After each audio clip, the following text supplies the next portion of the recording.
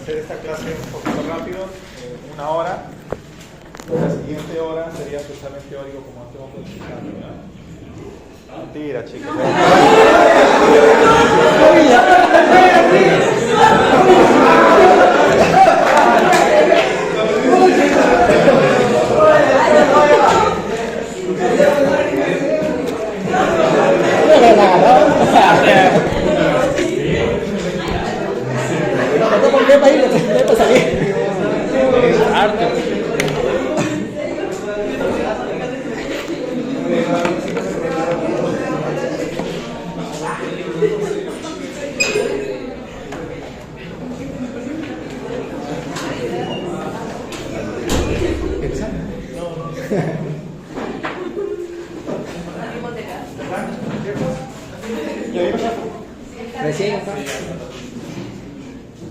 ¿Qué pasa? Están todos traumatizados por el tema de los exámenes. Por interno me llegan mensajes, por favor, que el examen sea lo que necesito.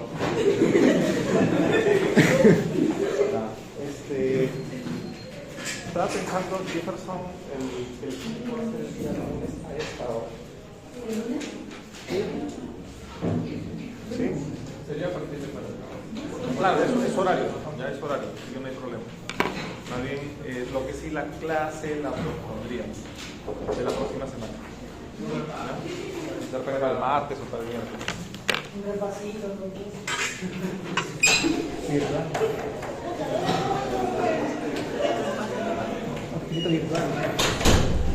¿Un repaso así como la guerra con Chile? ¿O? ¿Saben cómo fue el repaso de la guerra con Chile?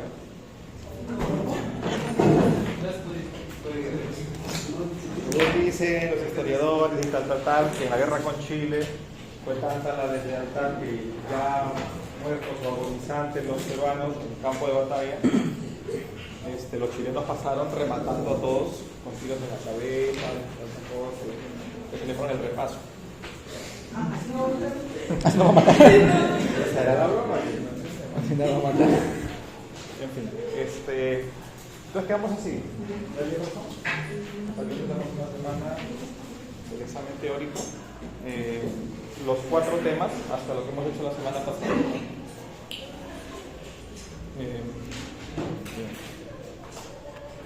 La clase de hoy es una patología que es muy frecuente. Es una de las cosas que más van a ver en la práctica clínica respecto a patologías infecciosas, las neumonías. Y creo que esto probablemente ustedes lo han visto incluso en los ciclos previos, no sé si ustedes ya han ido a establecimientos de salud de atención, la patología que se ve en estos lugares. Quizá la han visto más en niños, porque también es frecuente las neumonías en niños y es lo que más ven en atención primaria. Jefferson, ¿qué idea tienes? ¿Qué concepto tienes de una neumonía? Sobre la neumonía es una enfermedad infecciosa que afecta a lo que es el sistema respiratorio y los pulmones.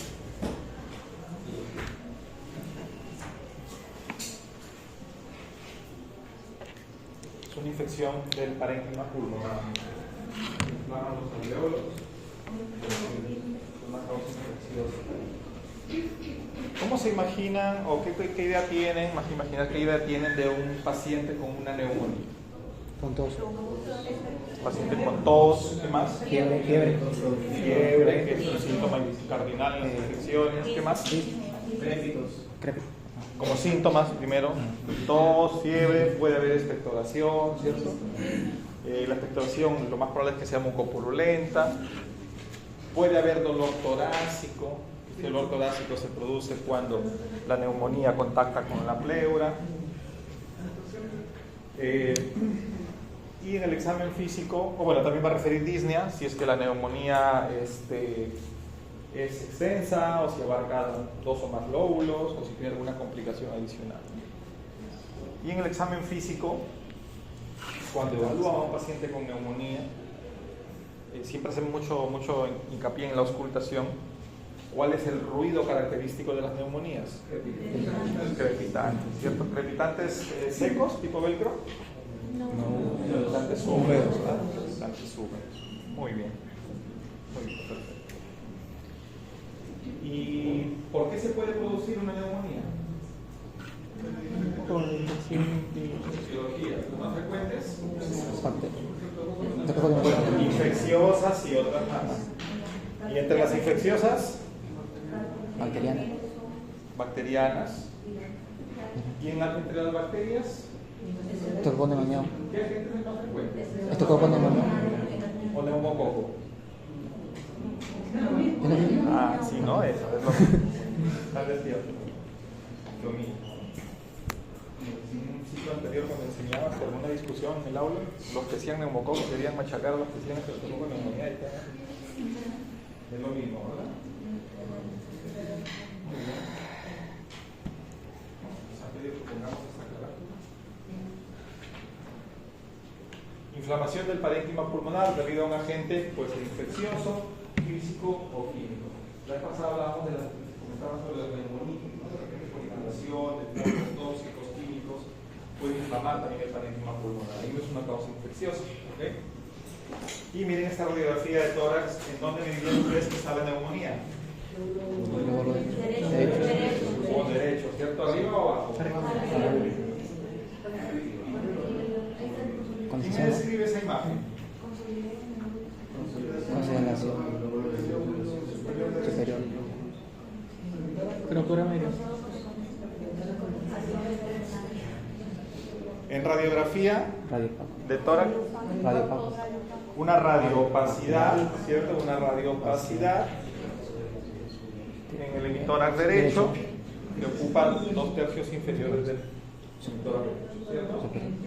Y aquí quizá no se ve muy bien para los que están detrás, pero hay unas imágenes lineales, aéreas, que se refieren a los bronquios, que señalan los bronquios, y eso es lo que se le llama el broncograma aéreo, ¿cierto? Que no es más que el aire de los bronquios dentro de todo un infiltrado inflamatorio que rodea estos bronquios por los alveolos.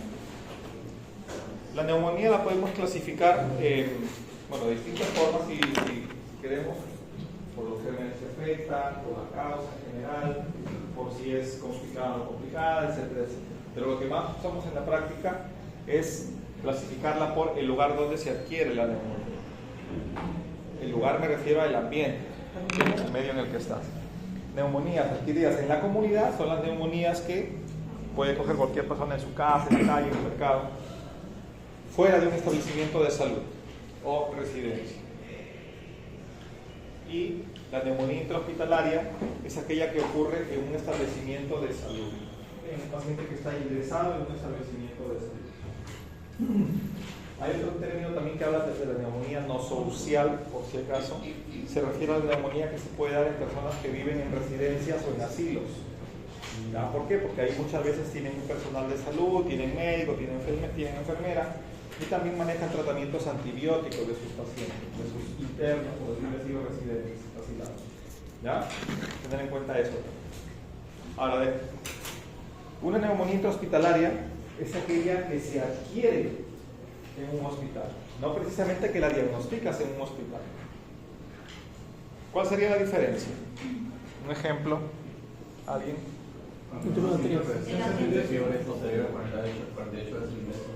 Así es. Si ustedes ven o reciben un paciente que llega a la emergencia por X motivo y en sus primeras 24 horas empieza a manifestar tos, expectoración, febrícula, fiebre,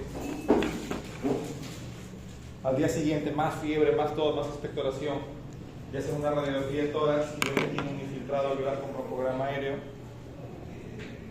este paciente tiene una neumonía, sí, pero ¿será una neumonía intrahospitalaria? No, ¿verdad? Porque está manifestando algo que empezando a manifestar clínicamente algo que ha venido incubando de fuera. ¿Ok? Entonces, neumonía intrahospitalaria es aquella que comienza después de las 48 horas del ingreso. ¿Ok? Y si un paciente se va de alta de un hospital y a los 3-4 días empieza con los mismos síntomas de una neumonía, ¿esta será una neumonía comunitaria o será una neumonía intrahospitalaria? 3-4 días. Sería intrahospitalaria, ¿no? Algunas literaturas consideran 5, otras hasta 7 días incluso después del alta. Ya tener en cuenta eso.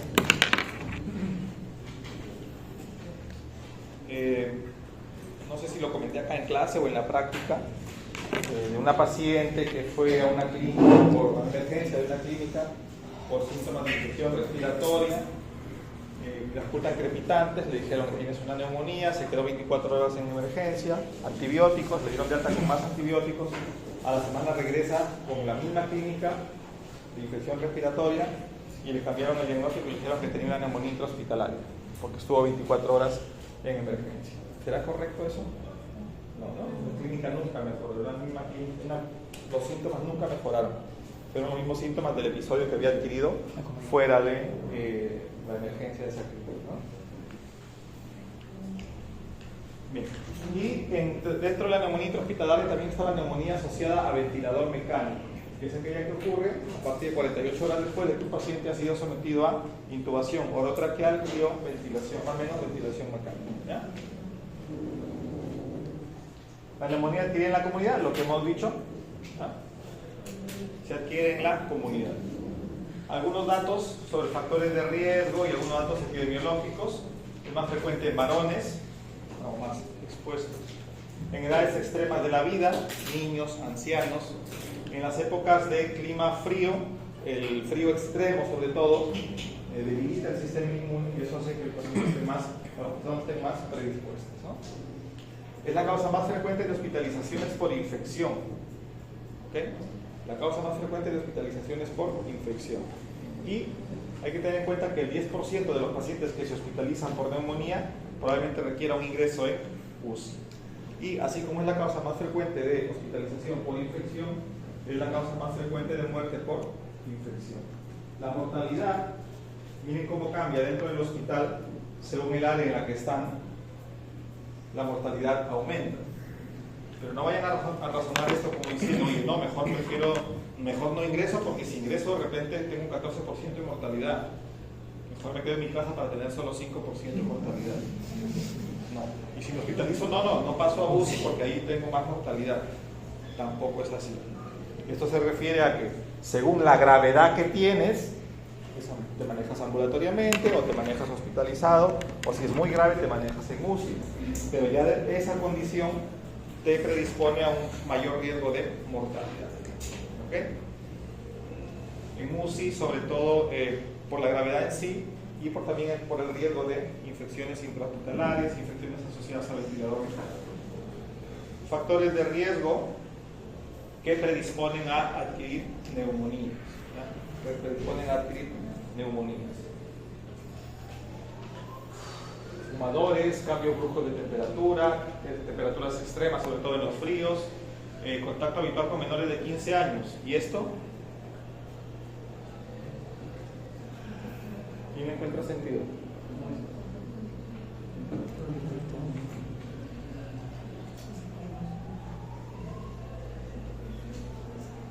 Porque se encuentran en edad escolar. ¿Algunos de ustedes en casa tienen hermanos pequeños, o sobrinos, o hijos, y en edad escolar, o en edad de nido, colegio? Todas las semanas están resfriados, ¿no? Le pasa 2 o 3 días, o un día quizá, y de nuevo, otra vez, y otra vez. Y si son hermanos, o si hay hermanitos, uno le pasa al otro, y están así, ¿no?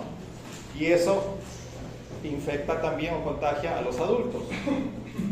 Y en las casas no solamente hay adultos jóvenes o adultos maduros, si quieren llamarlo, sino también hay adultos mayores. Y es ahí donde también son personas que son más vulnerables, ¿no? La bomba biológica más potente, ¿cuál es? Los niños. Por los contagios de virus. Sí, o sea, los niños lo pasan mal, hacen su bronquiolitis, de repente van a la emergencia, tienen que nebulizarlos, sí es cierto, pero la gran mayoría de ellos se recuperan, y pasa. Pero contagian a los abuelitos, y los abuelitos no lo pasan solamente mal, sino que terminan muchas veces hospitalizados y un alto riesgo de mortalidad. ¿Okay? Entonces, acá en general, en Perú y los países en vías de desarrollo, no hay mucho esa cultura de estoy resfriado, me quedo en casa. La gente igual va a trabajar, la gente igual va a clases. En países desarrollados, sobre todo Europa, no es así. Estás resfriado, te quedas en casa.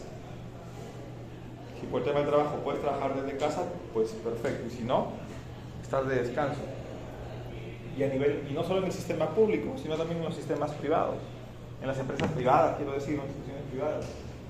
¿Por qué? Porque en estudios ya se ha visto que es mejor perder las horas de trabajo de un trabajador porque está resfriado a que pierdas la efectividad o la eficiencia de las horas mal trabajadas por esa persona y por todas las que va a contagiar que viene a trabajar.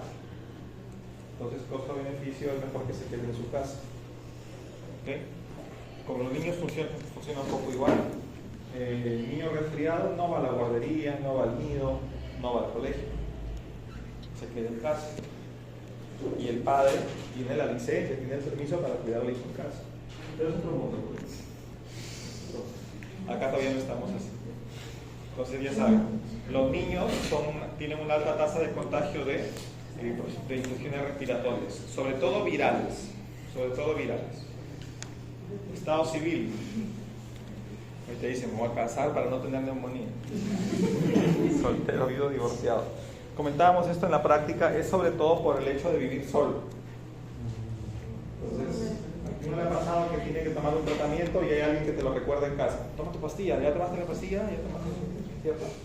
De vivir solo te predispone un poco a esos olvidos, a no cumplir el tratamiento. Así ya me siento bien en 2 días, dejo el tratamiento, etcétera, etcétera, ¿no? Va un poco por ahí la implicación. ¿Sí? Muy bien. Y bueno, así diferentes factores de riesgo que condicionan o predisponen el sistema respiratorio, ¿no? Más vulnerabilidad, pacientes con bronquitis crónica, con asma, pacientes con cardiopatía, con comorbilidad cardiovascular en general, están más predispuestos. En cuanto a la etiología, es decir, encontrar el germen causal, miren, la tasa de diagnóstico es alrededor del 10 a 20%. La mayoría de neumonías no se llega a determinar cuál fue la agente causal. ¿Okay? Sin embargo, sí hay algunos gérmenes que están asociados a ciertas entidades o a ciertas condiciones de los pacientes. Por ejemplo, Streptococcus pneumoniae, hay que tener en cuenta que es el causante de más o menos el 50% de las neumonías comunitarias y el 30-40% de las neumonías intrahospitalarias, ¿okay? Sobre todo las que requieren ingreso en UCI. En pacientes ancianos, estos gérmenes, el Haemophilus influenzae y las neumonías por broncoaspiración son las más frecuentes, sobre todo en la disminución del nivel de conciencia.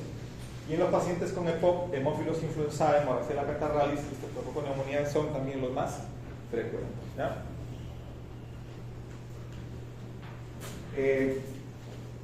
Tenemos mecanismos de defensa en todo nuestro aparato respiratorio. Conforme vamos bajando, hay distintos mecanismos de defensa o barreras.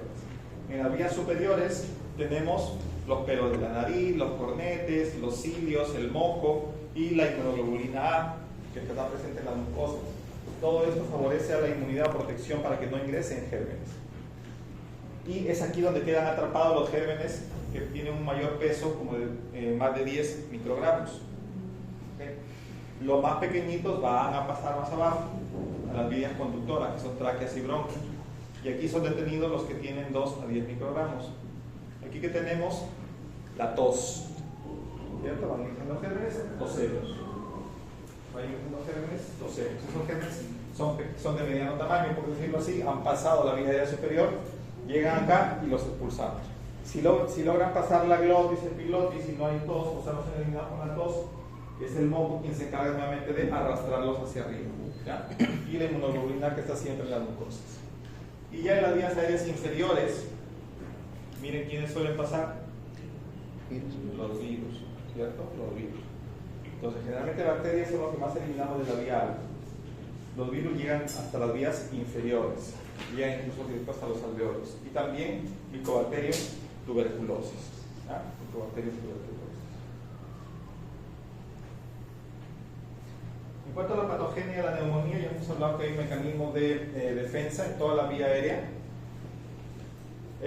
sepamos que o bien podemos aspirar secreciones de nuestra propia orofaringe, la vía aérea superior, o podemos inhalar, digamos, aerosoles o gérmenes que puedan estar suspendidos en el aire o en corrientes de aire, no sobre todo suspendidos en el aire.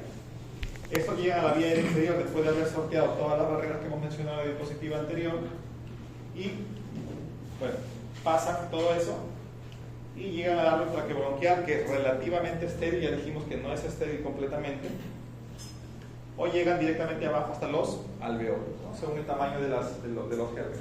Generalmente hacia arriba quedan atrapadas bacterias y hacia abajo pueden pasar los virus. Por activación de macrófagos alveolares se desarrolla toda una reacción inflamatoria, fagocitan y destruyen los patógenos, y esa respuesta inflamatoria, todo ese proceso inflamatorio con la liberación de secreciones es la neumonía, es el cúmulo de secreciones a nivel de los alveolos. ¿Okay? Tenemos aquí un dibujo, dibujo de lo que serían los alveolos libres, y aquí tenemos alveolos cargados de secreción. Los alveolos cargados de secreción. Eso es lo que vamos a tener una neumonía. Eso, en un gran conjunto, es lo que vemos nosotros en una radiografía como una radiopación. Y estos alveolos que están ocupados por exudado inflamatorio, como está aquí en este dibujo, a nivel de los mecanismos de insuficiencia respiratoria, ¿qué mecanismo creen que puede desencadenar? ¿Recuerdan que había alteración de la difusión, alteración BQ? BQ sería alteración de difusión. ¿Perfusión? ¿Estos alveolos estarán bien ventilados? No, ¿verdad? ¿Cierto? No estarán bien ventilados. Por lo tanto, será una alteración VQ, ¿cierto? ¿Menor que 1 o mayor que 1? Menor de 1, porque se da la ventilación, ¿cierto? Y eso produce un estadio de hipoxemia. Cuando hay hipoxemia, uno empieza a respirar a mayor frecuencia y quizá con mayor amplitud, lo cual va a generar una hiperventilación y consecuentemente alcalosis respiratoria. ¿Ya? Los síntomas ustedes los han dicho hace un momento, ¿ok? Y los signos que podemos encontrar en un paciente con una neumonía. Y les vuelvo a repetir, haciendo mucho hincapié en lo que es la auscultación. Lo que hay es crepitantes, es el ruido que se produce cuando el aire ingresa a esos alveolos que estaban llenos de secreción. El paciente puede estar taquipnéico, taquicárdico, como respuesta para compensar, puede haber fiebre, disminución de la expansión y elasticidad del tórax. Por supuesto, si son alveolos en donde ya no ingresa aire, ese tórax se expande menos. Murmullo vesicular disminuido, por lo mismo. Crepitante, ya explicamos. Soplo tubárico. Comentábamos en la práctica los distintos, bueno, de los ruidos patológicos. Al momento de la auscultación podemos escuchar soplos, ¿cierto? En un derrame pleural masivo hay un soplo pleural, o sea, en la parte superior. Cuando hay cavernas, cavidades o abscesos pulmonares, tenemos soplos sanitarios. Y cuando hay una neumonía con un exudado que ocupa completamente los alveolos, esos alveolos están rodeando la vía aérea, ¿cierto? Entonces, esta cantidad de secreción alrededor de los bronquios hace que los bronquios pierdan esa elasticidad que tienen habitualmente. Y el sonido del aire cuando pasa por estos bronquios cambia. Tiene un tono soplante, parecido a la respiración traqueal, ¿no? En práctica estuvimos viendo con los chicos. Los soplos, el tono de los soplos es muy parecido a la respiración traqueal. ¿Ya? Entonces, tener en cuenta eso. Aumento de las vibraciones vocales. Las vibraciones vocales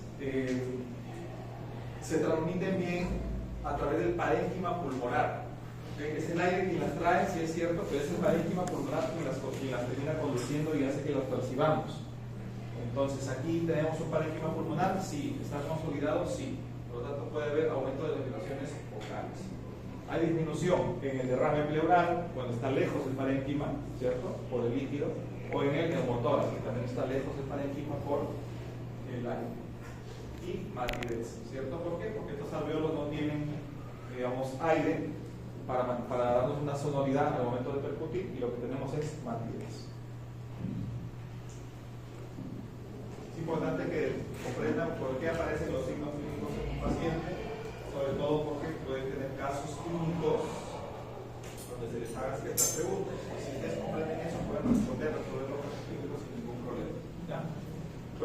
respiratorio, a nivel del hemograma, lo que más nos interesa ver es el grado de leucocitosis, que puede tener relación con la gravedad del paciente debido al nivel de inflamación que pueda tener, ¿no? Es un marcador inflamatorio. Ustedes en un paciente con neumonía y que quizás tenga insuficiencia respiratoria, en el hemograma, ¿mirarían algo más? ¿Les interesaría ver algo más? Repito, un paciente con neumonía que está en situación de insuficiencia respiratoria. En el hemograma, ¿solo mirarían leucocitos? En el hemograma. Eritrocitos, hemoglobina. ¿Quién transporta el oxígeno? La hemoglobina. Por lo tanto, me interesa que se transporte todo el oxígeno posible. ¿Ya? Si el paciente tiene anemia, esto va a retrasar un poco la recuperación del paciente. Hay que ver si necesita transfundirse o no, o suplementar de alguna forma. A nivel de la bioquímica, lo que tenemos que ver es la función renal. Paciente con neumonía que se complica o neumonía grave, puede ser fallo multiorgánico, puede ser que fallen esos órganos, y por eso es importante los análisis. Además de que la mayoría de medicamentos que vamos a utilizar o se metabolizan en el hígado o se eliminan por los riñones. Así que interesa ver cómo están estos parámetros. Algunas veces siempre al inicio y algunas veces incluso en monitoreo. No es el caso de una neumonía, pero lo mismo puede suceder en un paciente con tuberculosis, que al fin y al cabo lo que le damos son antibióticos, ¿no? A propósito de un caso que he visto hoy por la tarde, me hacen una interconsulta de una paciente que inició tratamiento anti-TB por una TB multisistémica hace unas 2 semanas más o menos. A los 10 días, a la semana le terminan ajustando el tratamiento porque empieza a elevar la creatinina. Entonces piensan en posible reacción adversa, le ajustan las dosis y se pide que se siga el estudio por nefro, ¿no? Todo lo que corresponde. A los 4 o 5 días más eleva transaminasas, 200 y pico de transaminasas. Entonces se termina suspendiendo el tratamiento por posible reacción adversa versus hepatopatía de base que no se conociera, etc. Inició con análisis normales, pero en los controles se vieron las alteraciones. Y hoy me hacen interconsulta porque ya el perfil hepático era normal para reiniciar el tratamiento.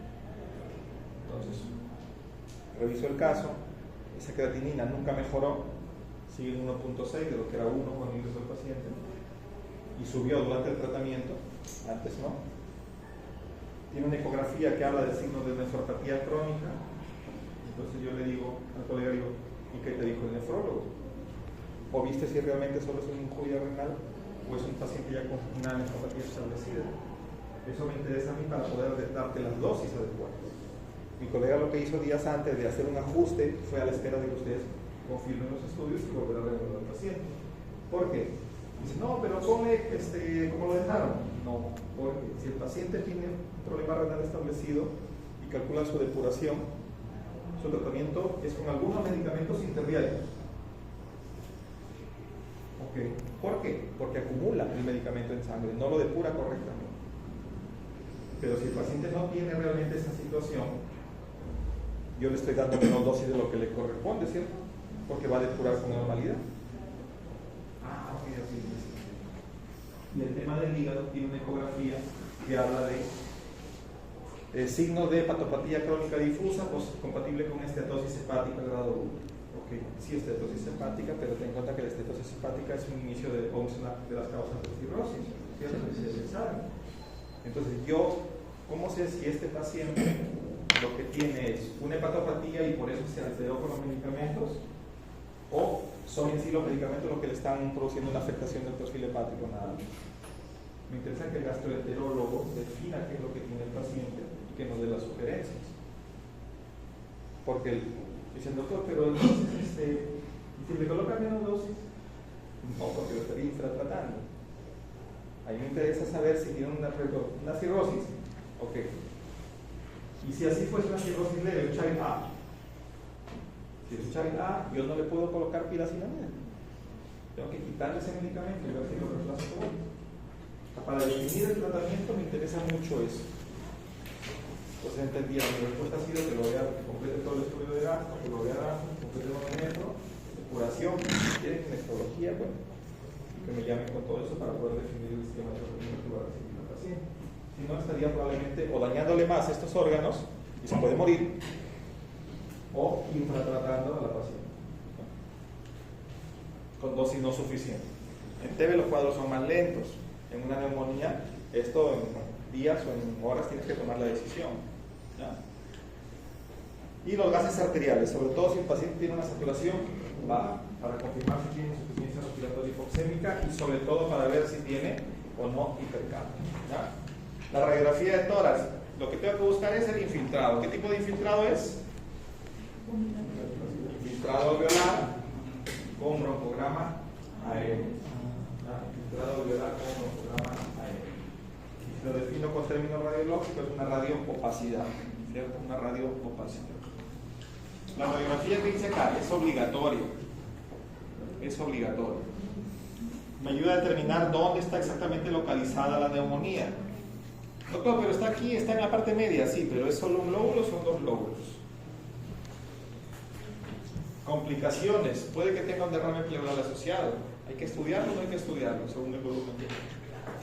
Enfermedades asociadas, imagínate si es una neumonía, pero en la parte proximal de ese bronquio tiene un tumor que le está obstruyendo el bronquio y por eso es que ha hecho retención de secreciones y ha hecho una neumonía, ¿no? Otro diagnóstico, sí, ver el seguimiento, pero esto del seguimiento sobre todo cuando el paciente puede haberse complicado o no tiene una respuesta como la que tú esperabas, no para ver si ya se curó, por si acaso.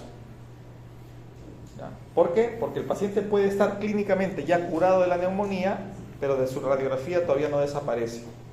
Todavía hay, radioopacidad. ¿Ya? Radioopacidad. ¿Ok?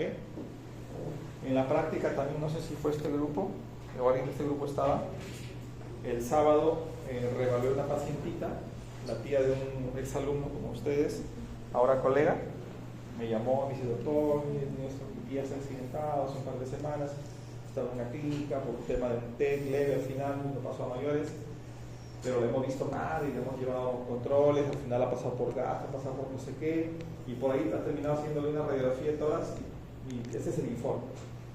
Neumonía bivasal, supuestamente, con un poquito más de eso en la base derecha, con derrame pleural pequeño. Y ok, la veo en la tabla, la vi. Cuando veo a la paciente estaba mal decaída, pero más por un tema de que no estaba recibiendo analgésicos, los antiinflamatorios, por tema de náuseas, se había dejado todo el tratamiento, como 5 días. Entonces, más era un tema neurológico que se podía manejar. Y la parte respiratoria, la paciente estaba estable en realidad. No había trabajo respiratorio, no llevó solo músculos accesorios, saturación adecuada para la paciente. Y cuando veo la radiografía, sí, pues como describía, ¿no? Había un infiltrado en las dos bases y un poquito de derrame pleural bilateral. Entonces, entre todos los estudios que me trajo, también había pasado por cardio, porque tenía una arritmia, necesitaba una bradicardia, yo había empezado el tratamiento 2 días antes. Varias cositas tenía la señora. Y supuestamente una neumonía que acababan de diagnosticar, porque le dijeron, con eso vaya neumólogo porque tiene que haber tratamiento. Entonces empiezo a interrogar. Uno, la paciente un politraumatismo. Si en un politraumatismo puede haber contusión pulmonar. Nunca les habían explicado nada de los pulmones en aquel ingreso, que entró por neurocirugía. Probablemente ni siquiera le pidieron radiografía de tórax. ¿Ok? Podría tener una contusión pulmonar en las dos bases y se parece mucho a una neumonía, porque es una radioopacidad. Dos, esa contusión pulmonar puede haberse sobreinfectado y haber hecho una neumonía, también podría haber sido en la clínica. O en la clínica pudo haber adquirido una neumonía. Tantas opciones, y en todas termino hablando de posible infección. ¿Y por qué menciono esto? Porque la señora, no sabemos por qué, pero desde que ingresa en la clínica había estado recibiendo antibióticos. Supongo que por las heridas, por los cortecitos que tenía, había estado con ceftriaxona. En la clínica había recibido antibiótico como más o menos 6 días y después que salió de alta había seguido con el endovenoso como 3-4 días más. O sea, como 10 días de antibiótico. Yo le dije eso, ¿no? Puede que ella tenga una neumonía, puede que sea una contusión, que se le haya sobreinfectado, pero con tantos días de antibiótico eso ya está curado y la veo usted que está respiratoriamente estable. Entonces, esa mancha probablemente sea algo que se está resolviendo y no necesita un tratamiento. Entonces, les explico esto porque yo en una neumonía, tomando como ejemplo esto, nunca pido una radiografía de tórax para ver si el paciente se cura. ¿Ya? La pido si es que la evolución no es adecuada, si sospecho que está apareciendo alguna complicación adicional. ¿Ya? Distintos infiltrados neumónicos. A ver. Jefferson, aquí, ¿dónde está el infiltrado? ¿Qué pulmón? ¿Arriba o abajo? Arriba. ¿De qué pulmón? Derecho. Zona, ¿verdad?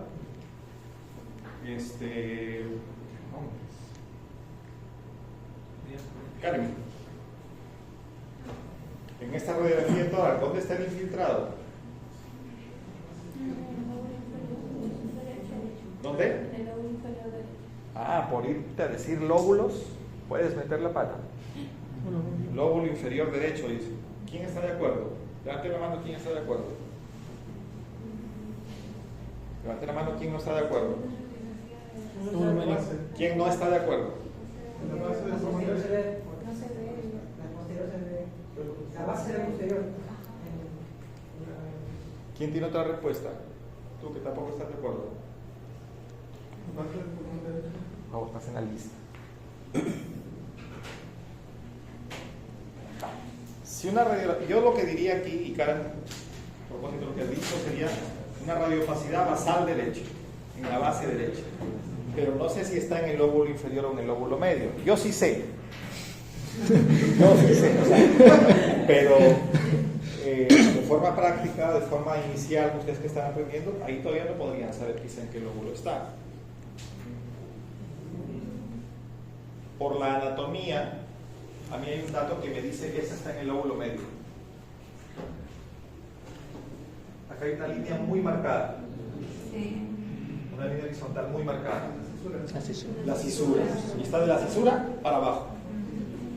Bien raro sería que una neumonía del lóbulo inferior, que se vería también en esa zona, te dé una línea tan horizontal y tan perfecta. ¿Okay? Entonces el consolidado y el infiltrado llega hasta ahí y ese es su tope, la línea. Por lo tanto, para mí eso está en el lóbulo medio. Y doctor, pero yo he leído que la neumonía del lóbulo medio borra la silueta cardíaca. Sí, pues, pero cuando está cerca del corazón, no cuando está lejos. ¿Ok? Entonces, una neumonía basal derecha. Lo ideal y lo que se debe hacer siempre, y a propósito he puesto solo estas, es pedir también una lateral. Y una lateral veo realmente dónde está el infiltrado. Si yo hago la radiografía lateral en esta, voy a ver que el infiltrado está en ese triangulito que es del lóbulo medio, que está aquí hacia adelante. ¿Ya? Nombres. ¿Nombre? Claudio. Claudio, en esta radiografía de tórax, ¿dónde ves infiltrado? Y en el pulmón izquierdo, la parte de la piel. Acá. No, más abajito. El tercio superior, primer tercio superior. La mitad superior, ¿no? Periférica, ¿cierto? Hay un infiltrado periférico. Tengan cuidado con esto, que muchas veces es tejido mamario. ¿Ya? Muchas veces es tejido mamario. En las bases, que se suele ver a veces un poquito más radiopaco. ¿Ya? Y en esta radiografía de tórax, ¿dónde está el infiltrado? Parte mediana.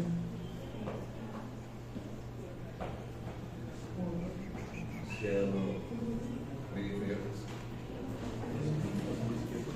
Ven aquí una imagen más o menos triangular. Interno izquierdo. Pulmón izquierdo, en la base del pulmón izquierdo. El diagnóstico microbiológico. Siempre que se pueda, se debe intentar el diagnóstico microbiológico de un paciente.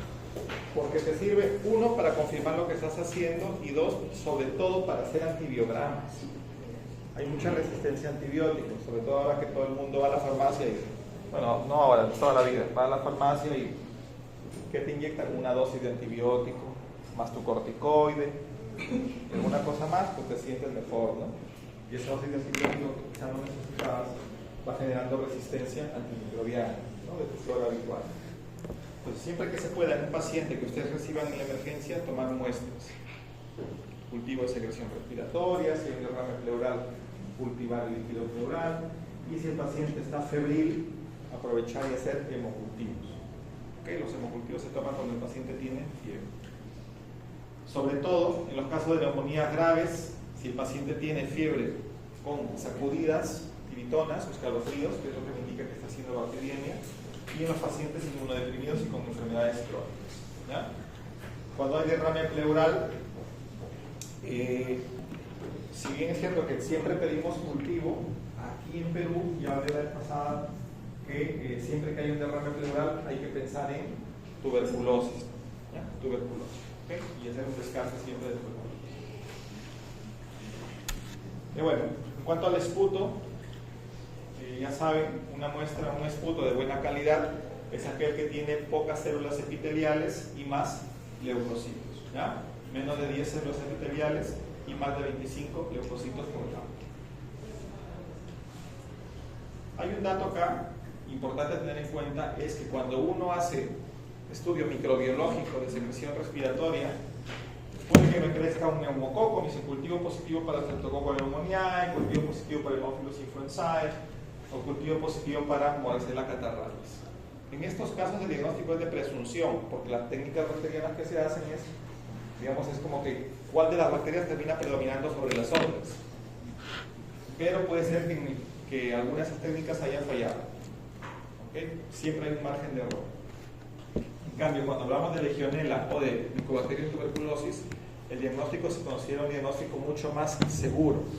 Mucho más seguro. ¿Por qué? Porque se desarrollan o se cultivan en medios especiales que son solamente para ese germen. Un cultivo para Mycobacterium tuberculosis solo crece en cultivos que están especialmente diseñados para que crezca Mycobacterium tuberculosis. ¿Ya?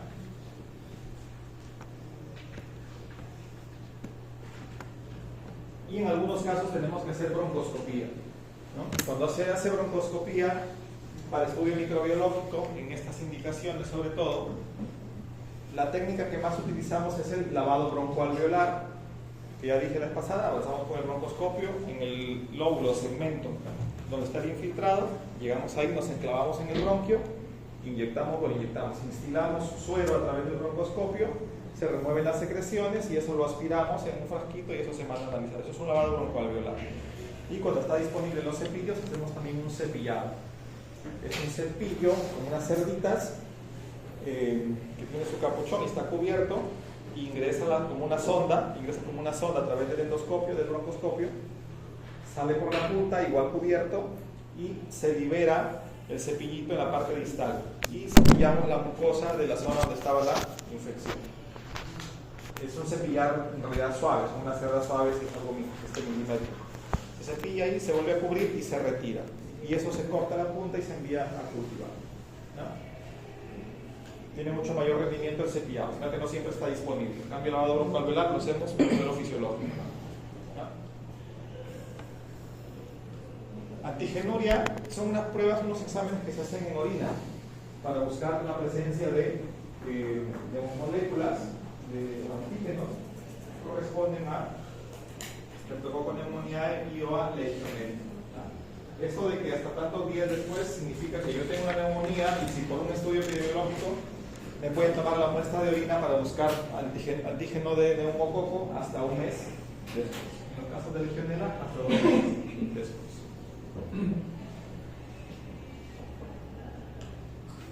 Serología. En este tipo de gérmenes yo no busco antígeno, no hago cultivos, sino hago serología. ¿Qué busco en la serología? En las pruebas serológicas, ¿qué se busca? ¿Cómo? No. No. ¿El serotipo?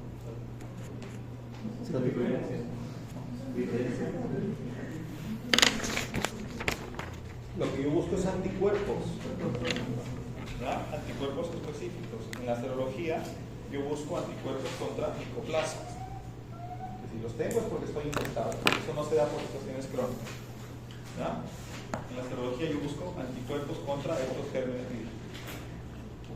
Y las técnicas de biología molecular, la PCR, reacción en cadena de polimerasa. Esto, digamos, esta palabrita, ¿no? la sigla PCR, se ha vuelto muy común desde que apareció el COVID, ¿cierto? Sí. ¿Quiénes habían escuchado hablar de PCR antes del COVID? ¿Nadie? Ok, pero sepan que esto ya existe desde hace mucho tiempo, o sea, no es algo que aparece con el COVID, no, sino que esta técnica es la que se utilizó en la época de la pandemia del COVID para tratar de detectar ARN del virus. ¿Okay? ARN del virus. Cuando empieza la pandemia, empiezan a aparecer las pruebas rápidas. ¿No se acuerdan que hablaban de la prueba rápida al inicio? Ok. Y se hizo toda una maraña después que una prueba me detecta anticuerpos, otra me detecta antígenos, la gente no sabía ni qué, solo hablaban de la rápida y la otra. Pero prueba rápida solo significa lo que dice su nombre, que el resultado lo tienes rápido. ¿Okay? Ahora, la prueba rápida que aparece al inicio con el COVID era una prueba que buscaba anticuerpos, detectaba anticuerpos. ¿Ok? El problema es que detectaba anticuerpos que me decían muchas veces que has tenido el COVID. Y pocas veces que lo tienes. ¿Por qué? Porque los anticuerpos tardaban como 7 días en generarse, desde que empezaban los síntomas. 5 a 7 días. Entonces alguien de repente tenía síntomas ahorita, empieza con síntomas de hoy, y mañana me voy y me hacía la prueba rápida. ¿He desarrollado anticuerpos? No, no he desarrollado anticuerpos. Y salía negativo. No, no tengo COVID. No era así. Y no, yo me hice la prueba, no tengo COVID. Y andaban contagiando a todo el mundo. ¿Ok? Te haces la prueba 10 días después, te sale positiva. Tengo COVID. No, tuviste COVID. Tuviste COVID. Entonces, sacaron una normativa y era tan estricta que hasta en los hospitales, por ejemplo, tú tenías un problema de salud, tenías que ir a la emergencia de un hospital público, no COVID, te hacían la prueba rápida. Te salía positivo, con IgG todavía, y tú contabas que has estado hace 3 semanas con síntomas y tal, y no, tienes COVID. Ahora te enviaban a un hospital COVID, a recontagiarte probablemente. Todos esos errores se cometían, y yo lo viví en carne propia con familia. O sea, tener que explicar. Una vez tuvimos que llamar hasta las altas esferas para que acepten a un familiar. Por una situación de vulnerabilidad no podíamos meterlo a un hospital COVID. Ya le había dado un COVID leve y tenía su prueba rápida positiva, pero es que son anticuerpos. Al final se entendió la situación, hicieron todo un descargo ahí en la emergencia y la admitieron. Pero sí, o sea, eran temas complejos. Era mandar a un hospital COVID a que esa persona se reinfecte y probablemente se complique. Entonces, muchas de esas cosas también se ven. La prueba rápida de eso, solo te salía rápido. Luego empieza a aparecer la PCR, ¿cierto? La PCR. Pero el resultado tardaba 2-3 días. Tardaba 2-3 días, no porque la PCR sea lenta, sino porque había harta demanda, porque la PCR en sí es una prueba que también sale rápido, sale en horas. Tú pones aquí de una máquina y en 2-3 horas está el resultado. Pero había tanta demanda que esa prueba demoraba. Y esa prueba buscaba, la PCR ya no detectaba anticuerpos, detectaba ARN del virus. Entonces ahí más bien era al revés. Al inicio tenías que hacerte la prueba, alrededor de los 3 días más o menos. Quizá incluso desde el primer día de síntomas. Pero lo más frecuente era entre los 3 y 5 días de síntomas. Y si te la hacías 1 semana o 2 semanas después, esa prueba probablemente ya era negativa. ¿Por qué? Porque ya no hay presencia del virus, ¿no? En distintos gérmenes se puede hacer esos estudios, ¿ya? Y en los virus respiratorios. Ahí se aplicó eso en el COVID o la COVID-19. ¿Ya?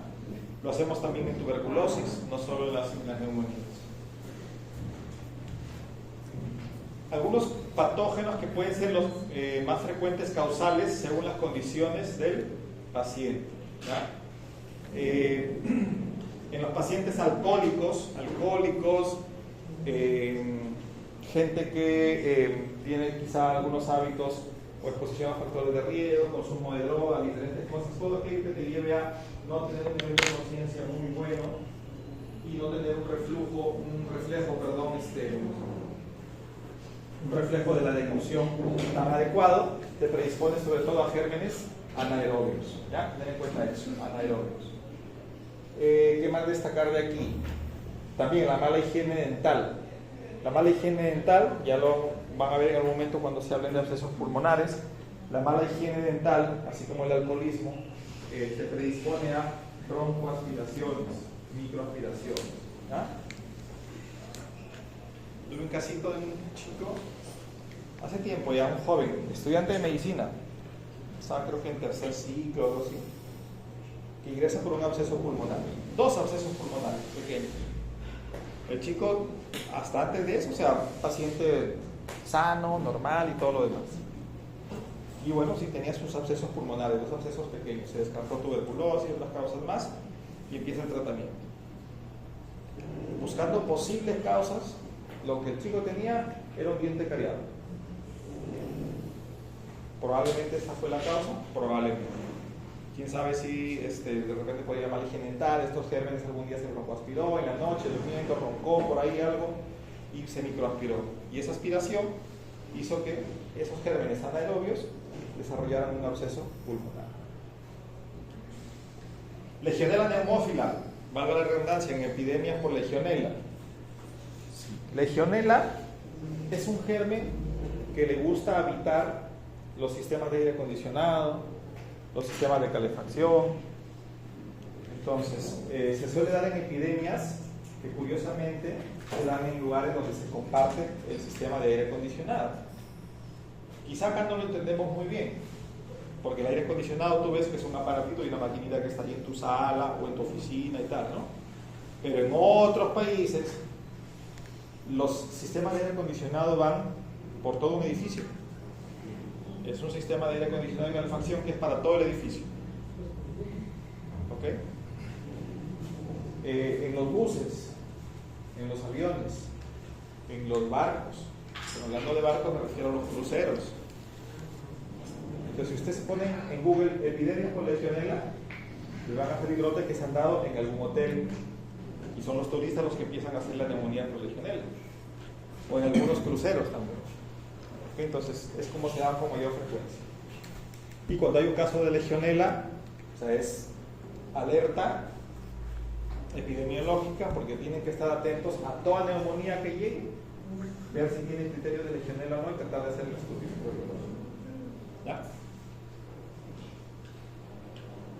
Drogadicción endovenosa, Staphylococcus aureus.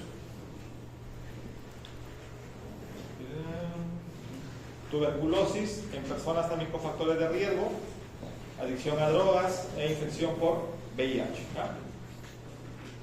¿Ya? Y también en las personas con VIH, el Pneumocystis jirovecii. ¿Ya? Pneumocystis jirovecii. Lo que antes con algunos libros lo pueden encontrar como Pneumocystis carinii.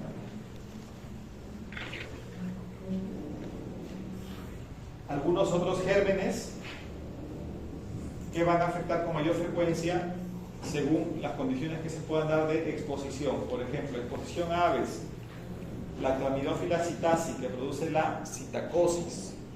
Esto es común en personas que hacen un cuadro de neumonía atípica, que por ahí le da un poquito de fiebrecita, malestar, pero no hay mucha tos, expectoración mucopurulenta, no tienen tanto ese síntoma, además un poco de malestar así, fiebrecita, y a veces tos seca.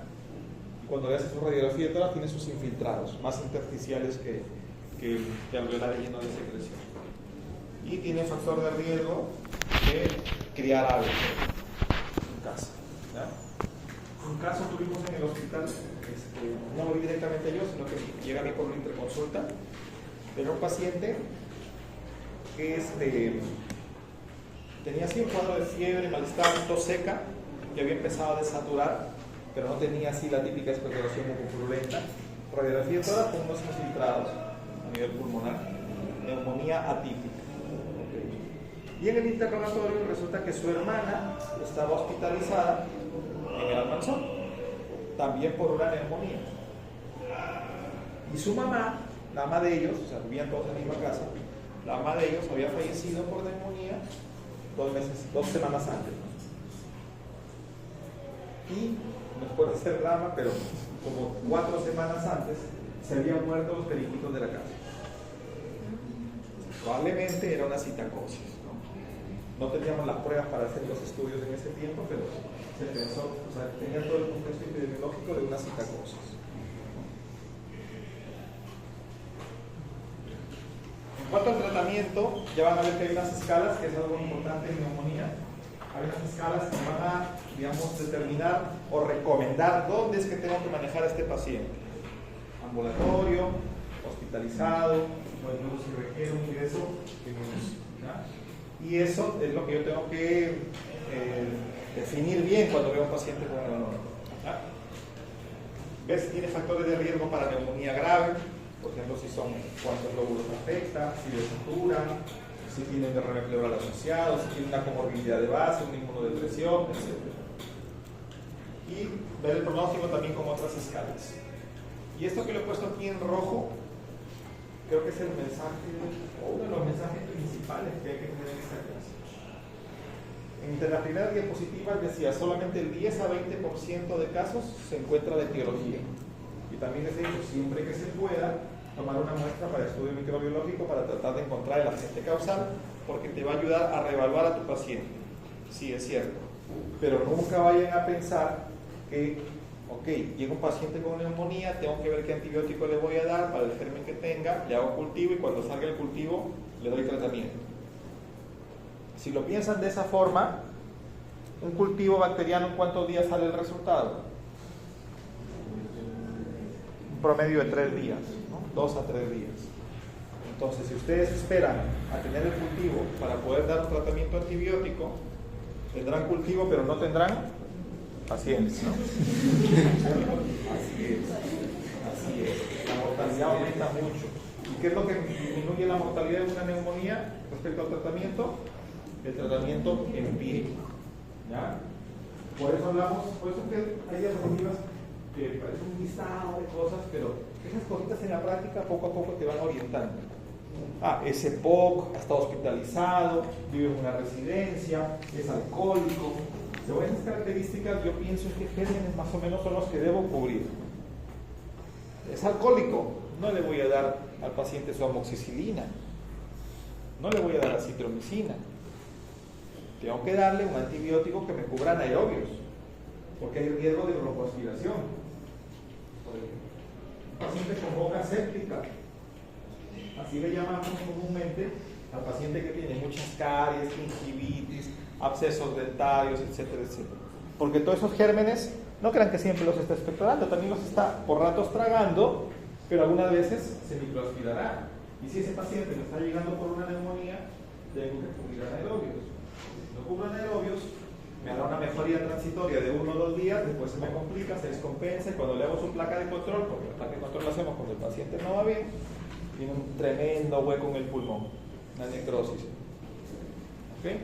Entonces me sirve para eso, ¿ya? El tratamiento empírico, en función a las características del paciente. Condiciones que sugieren que debo hospitalizar a mi paciente.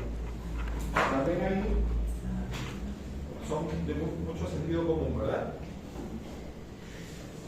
¿Dónde está? Intolerancia oral, por supuesto. Si no tengo cómo darle pastillas o antibióticos por vía oral a ese paciente, necesito vía parenteral y eso se maneja mejor o en emergencia o hospitalizado. Es cierto que actualmente con tantos servicios pedidos en medio a domicilio, eso se puede a veces flexibilizar, ¿no? Si el paciente tiene las condiciones de cuidarse en casa. Necesidad de oxígeno, también igual, eso hasta cierto punto también es un poco flexible, en el sentido de que hay pacientes que prefieren manejarse con oxígeno en casa, sus antibióticos endovenosos y tal, pero ustedes no son los que tienen que tomar esa decisión a priori. Ustedes plantean al paciente la hospitalización y si el paciente decide irse a casa, queda escrito que el paciente decide irse a casa. Ya, ustedes tienen que tomar su decisión en función a lo que corresponde.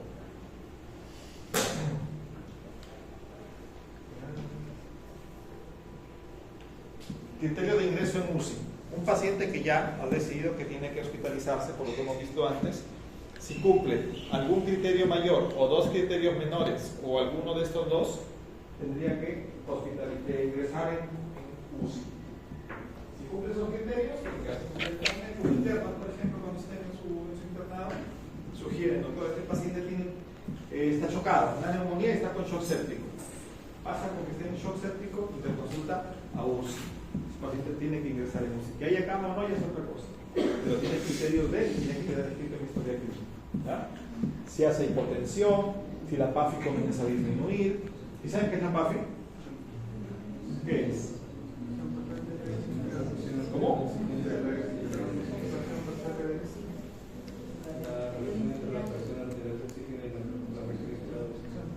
Ok.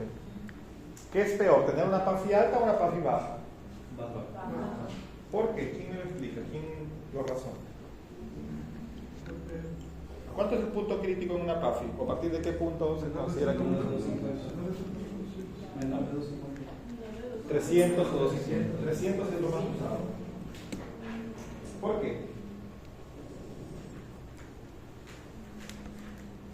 ¿Qué significa una PAFI de 300? Un paciente con PAFI de 300, ¿por dónde está su PaO2?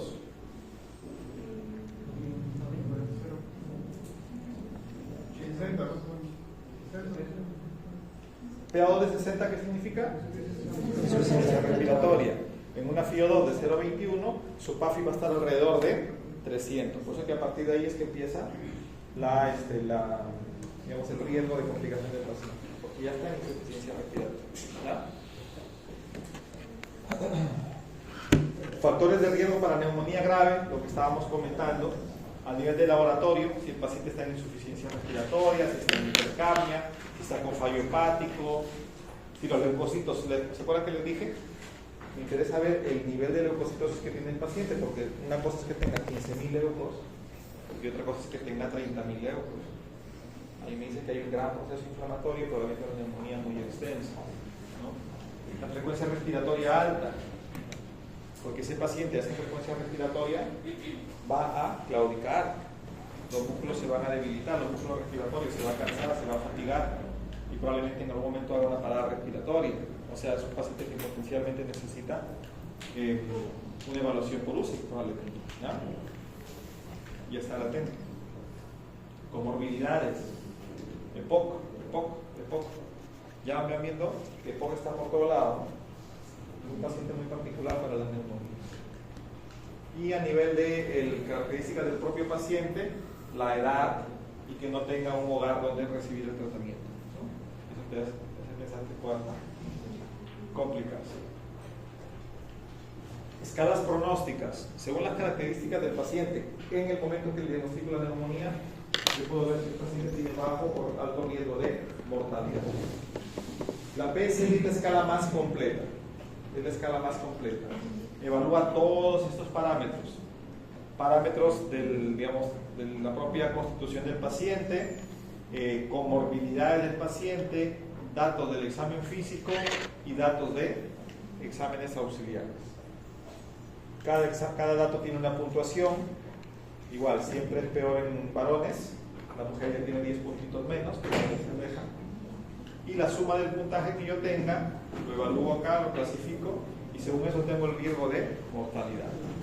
Eso también me hace pensar en que este paciente se puede manejar ambulatoriamente, la mayoría de las veces también ambulatoriamente, pero si por ahí hay un criterio puntual que me indica hospitalizar, se tiene que hospitalizar. El clase 3 se hospitaliza, el 4 se hospitaliza y el 5 probablemente es un paciente que ingresa en UCI, ¿ya? Con mayor mortalidad.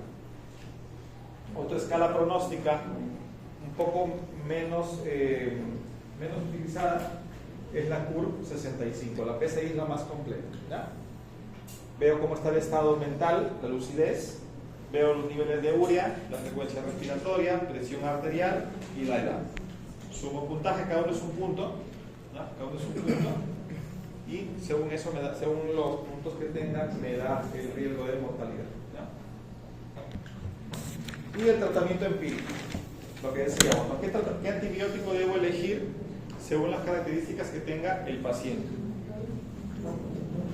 Ver si el paciente tiene comorbilidad respiratoria crónica, si es un paciente con EPOC o fibrosis pulmonar, que se puede ver más de enfermedad crónica, si es un paciente que ha estado hospitalizado recientemente, si ha estado hospitalizado y ha recibido antibióticos recientemente, porque no es lo mismo, de repente ingresó para hacerse un examen, no sé, de un cateterismo o algo y estuvo hospitalizado 2 o 3 días, o si ingresó por un proceso infeccioso.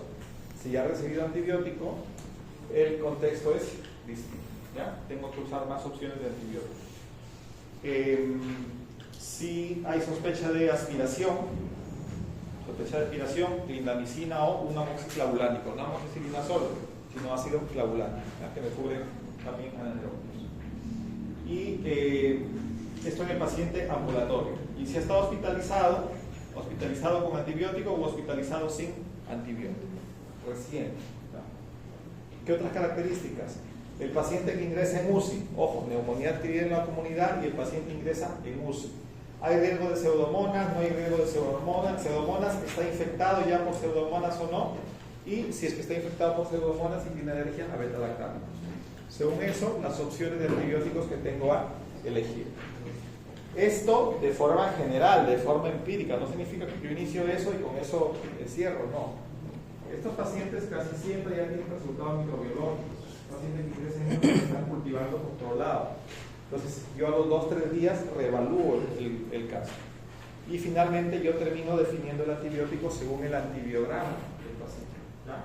Esto se refiere al tratamiento empírico, cómo empiezo, cómo arranco el tratamiento. ¿Ya?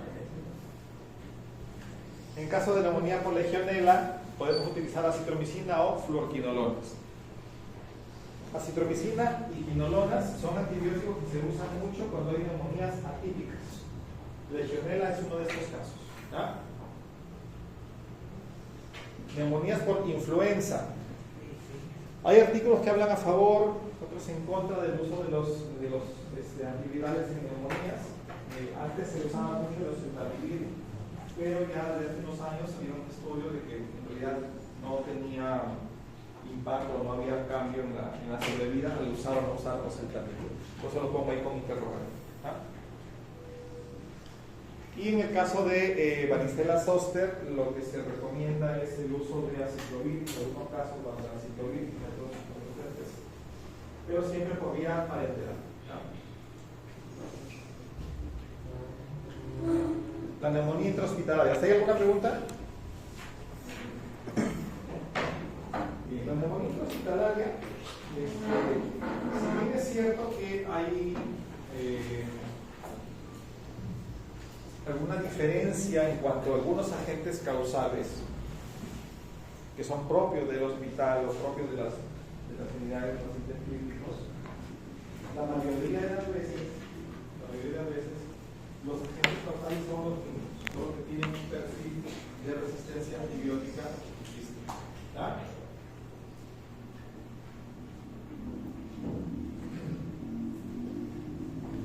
Ya lo hemos mencionado, los datos respecto al tiempo, aparece 48 horas después de hospitalizarse y la que es asociada al ventilador mecánico es 48 horas después de la intubación. No lo he colocado acá, pero también hay una clasificación que habla de neumonía intrahospitalaria precoz y neumonía intrahospitalaria tardía. Eso tiene conjunto de corte, lo clasifican así a partir de una semana, 7 días. ¿Okay? En los primeros 7 días, neumonía precoz, y en los siguientes 7 días, neumonía tardía. Es la segunda causa de infecciones en Estados Unidos. Las neumonías intrahospitalarias representan el 25% de las infecciones en UCI y en los pacientes que están intubados se observa neumonía intrahospitalaria, y en este caso asociada al ventilador mecánico, en hasta casi el 30% de los pacientes. ¿Ya? Y el 90% de las neumonías intrahospitalarias diagnosticadas en UCI son asociadas a ventilador mecánico. Esto viéndolo al revés. ¿Ya? En cuanto a la etiología, hay algunos agentes que empiezan a aparecer más que en la neumonía comunitaria, pero no significa que no estén, sino que aparecen un poco más frecuente y tienen un perfil de antibiograma con más resistencia. ¿Por qué? Porque están, digamos, sumergidas en un medio donde los antibióticos están siendo siempre utilizados. ¿Ya?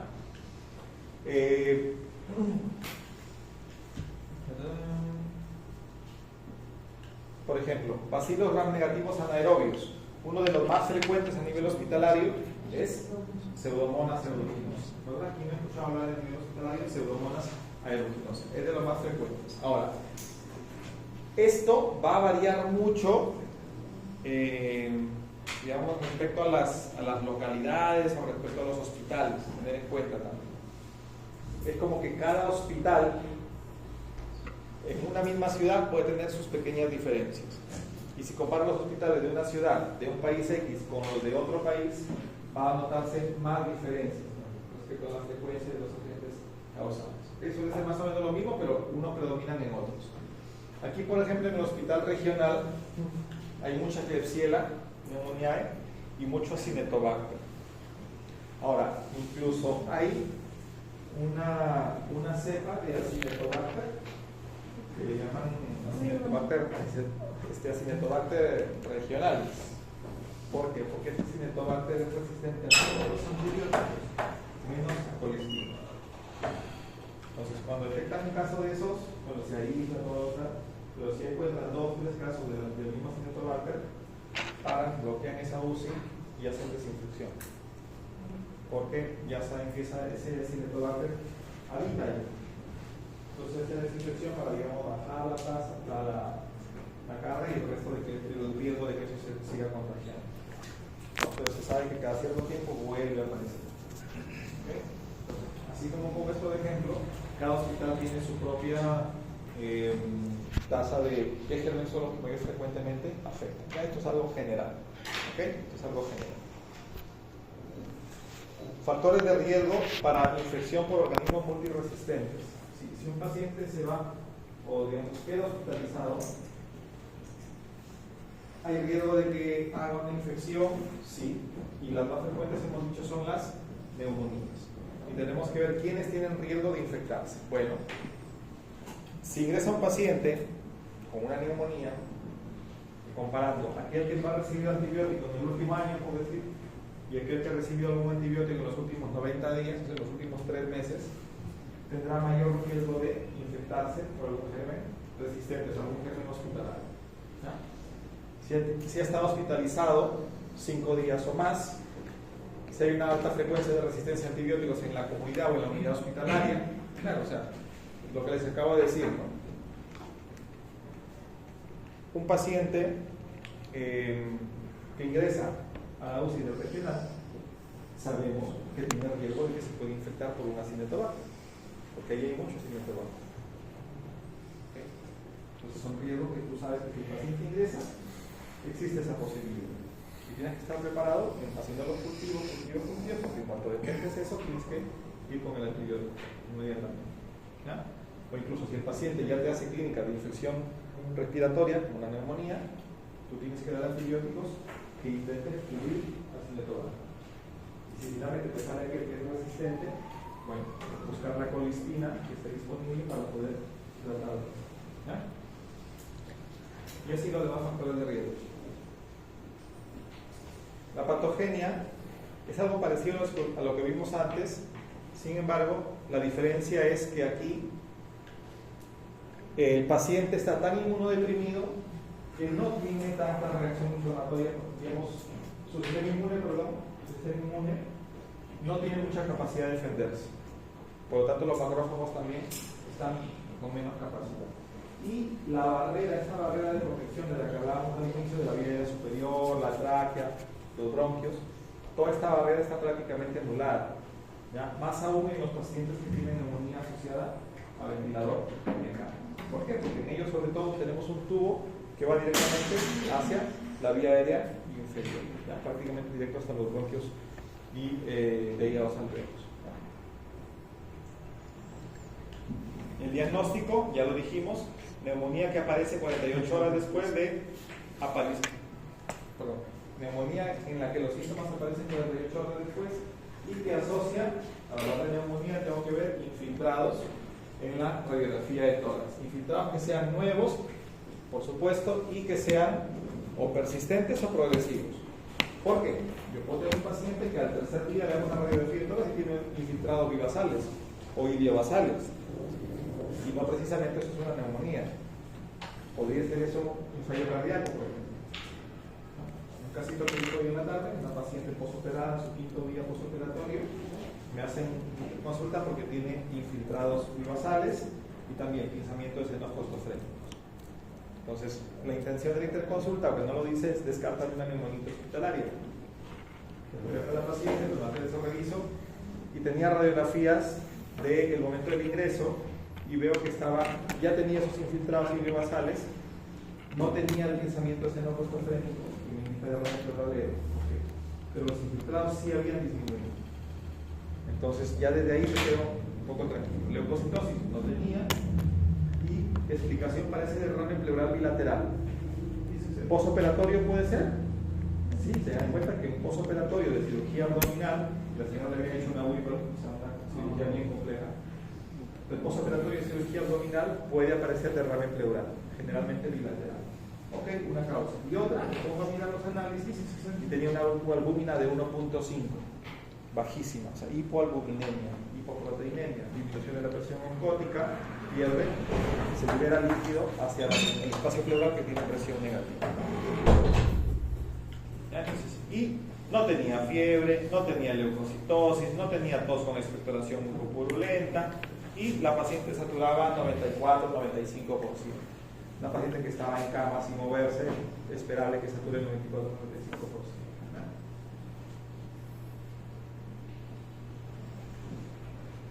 La radiología en sí, una neumonía de la comunidad y una neumonía intrahospitalaria, las dos te van a dar infiltrados alveolares con broncograma aéreo. ¿Okay? En general, por supuesto, una placa así. Y el estudio microbiológico lo podemos hacer también por medios no invasivos, una muestra de esputo, si el paciente tiene buena fuerza y puede hacer una buena expectoración, aspirar endotraqueal, si el paciente está, digamos, algunos hacen colocar unas sonditas y el paciente está intubado o no. Y lo otro es la broncoscopía, que ya vamos hacia la vía aérea más inferior, ¿no? Lavado broncoalveolar, vamos directo a colocar suero y remover secreciones en el segmento que hemos visto, o cepillado bronquial, lo que les comentaba. Es un cepillo que tiene su propio catéter que va envuelto, que es una sonda, que eso es de menos de 2 milímetros de diámetro. Ingresa en sondita, se libera el cepillito, cepillas la mucosa, cubres y sacas todo. Se corta la punta y eso se manda al cultivo.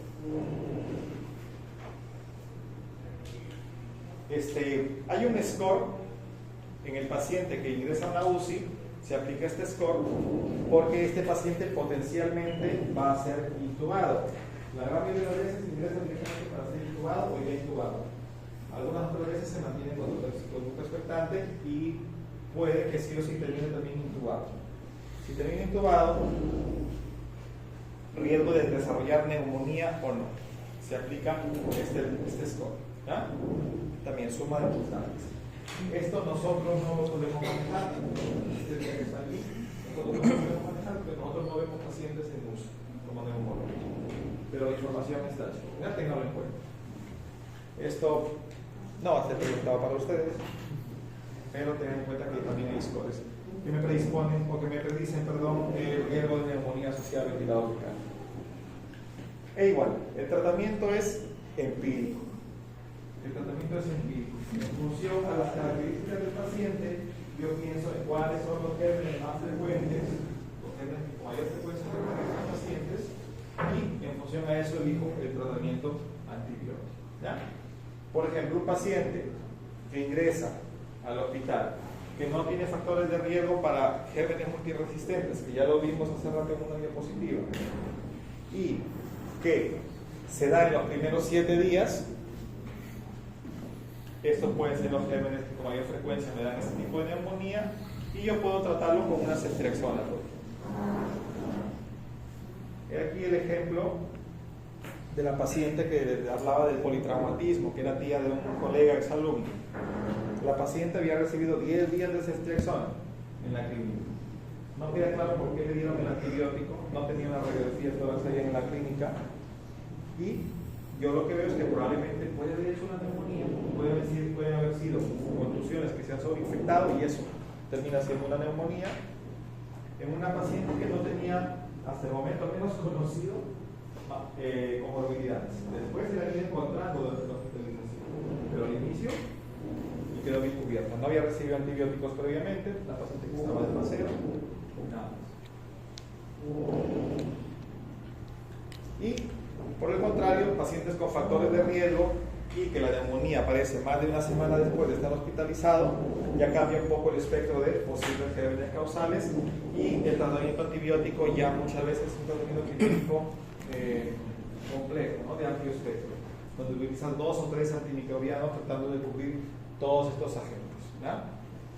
Asocia cefalosporinas con o carbapenemes con antipseudomónicos o algún beta-lactámico más alguna fluorquinolona o algún aminoglucósido con linesolid o vancomicina, sobre todo para manejo de Staphylococcus aureus resistente a meticilina.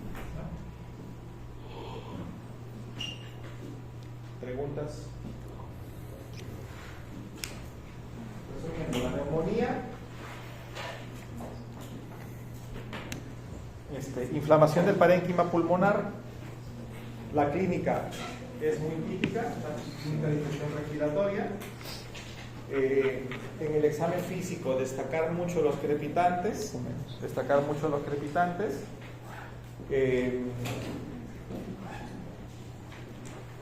siempre hay que hacer una radiografía de tórax para localizar el infiltrado y la extensión y ver si compromete 1, 2 o más lóbulos, ver si hay alguna complicación en la radiografía de tórax, quizá un derrame pleural, un neumotórax, un hidroneumotórax.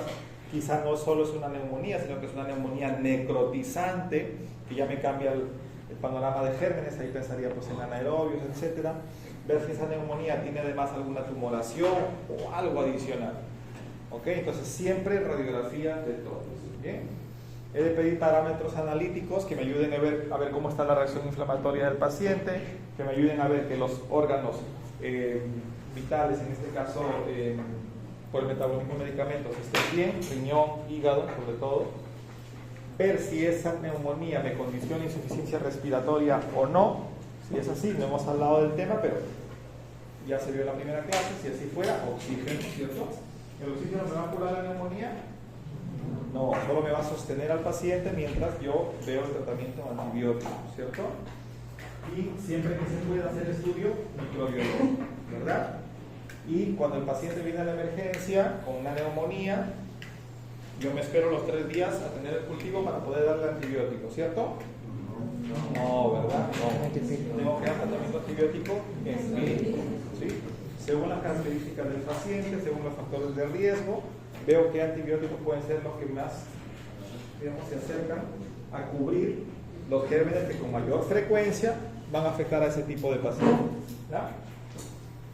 Importante que sepan cuáles son los factores de riesgo para adquirir gérmenes resistentes, importante, y tratar de ver qué características o digamos qué gérmenes afectan con mayor frecuencia a ciertos grupos de pacientes. Importante que ustedes sepan EPOC, qué gérmenes son que con mayor frecuencia afectan, los pacientes que tienen alcoholismo, los pacientes que tienen inmunodepresión, como VIH, por ejemplo. ¿Ya? Importante que conozcan eso. Y no se olviden de que existen escalas que me predicen la mortalidad del paciente y así mismo me sugieren si el tratamiento debe ser ambulatorio o debe ser hospitalizado. ¿Ya? De esas escalas que existen, las más comunes o las más usadas son la PSI y el PUR 65, y de esas la que más se usa es la PSI. Así que por ahí un casito puede haber. ¿Ya?